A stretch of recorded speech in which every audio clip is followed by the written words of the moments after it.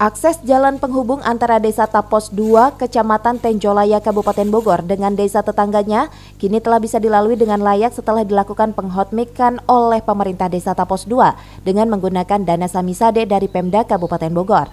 Dengan adanya akses jalan yang memadai, sejumlah warga mengaku bisa meningkatkan penjualan hasil pertaniannya untuk dibawa dan dipasarkan keluar wilayah Kecamatan Tenjolaya. Hotmiknisasi Pak, sepanjang 3 km, lebar 2,5 meter.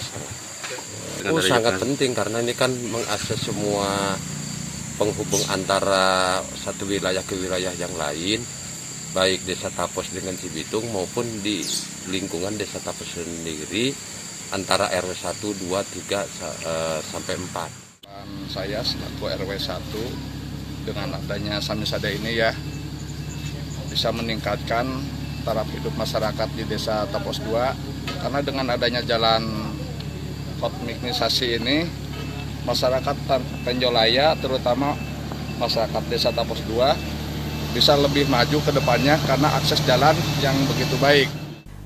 Sebelum di hotmix, akses jalan ini mengalami kerusakan hingga mengganggu perjalanan kendaraan yang akan mengangkut hasil pertanian warga untuk dibawa keluar Kecamatan Tenjolaya.